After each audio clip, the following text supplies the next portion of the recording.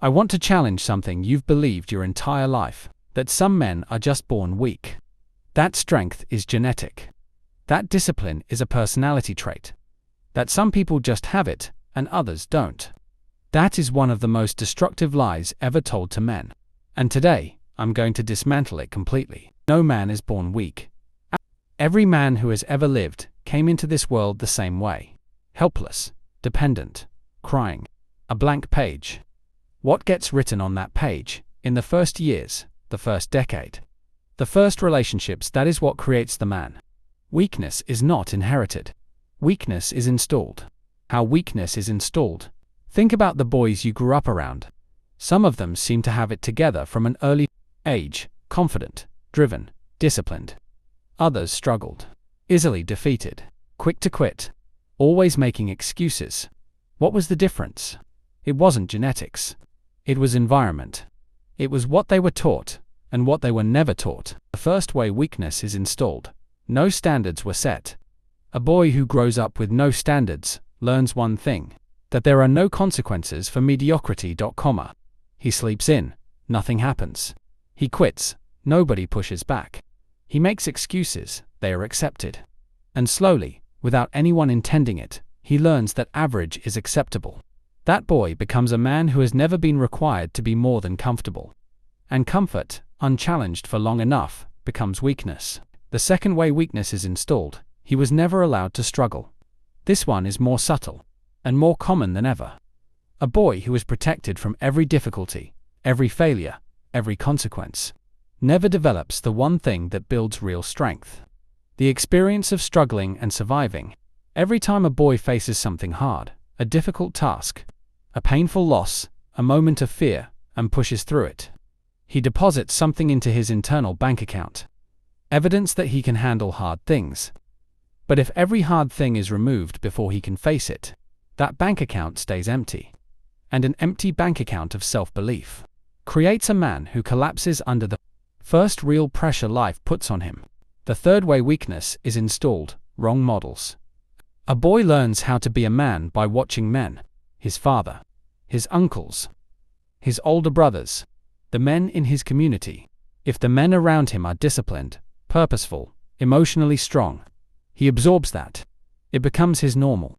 But if the men around him are passive, reactive, irresponsible, emotionally volatile, he absorbs that too. Not because he chose to, but because that was his only model of what a man looks like. Many weak men are not weak because they chose weakness. They are weak because nobody ever showed them what strength looked like up close.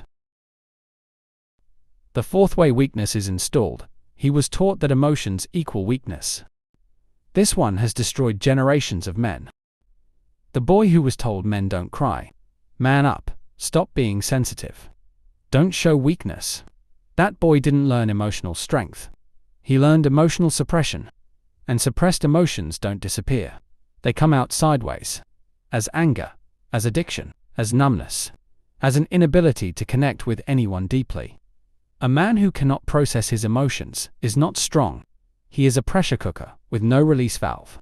Real emotional strength is not the absence of feeling.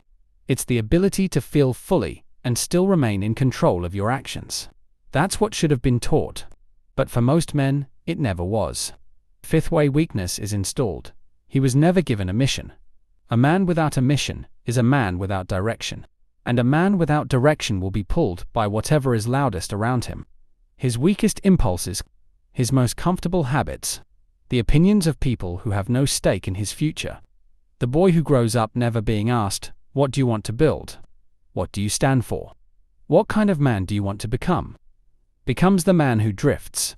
Not because he's lazy at his core, but because nobody ever helped him find his North Star. If you recognize yourself in any of this, first, understand that none of it is your fault. You did not choose your environment. You did not choose your models. You did not choose what was installed in you as a child. That part is not your fault. But here is the part that is entirely your responsibility. What you do with it, now. Because here's the truth about weakness that nobody tells you. Everything that was installed can be uninstalled.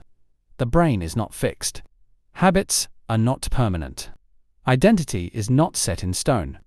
Every single day, you have the ability to write new code over the old programming, to uninstall weakness. Set standards for yourself that nobody else will set. Wake up at the same time every day. Show up to your commitments.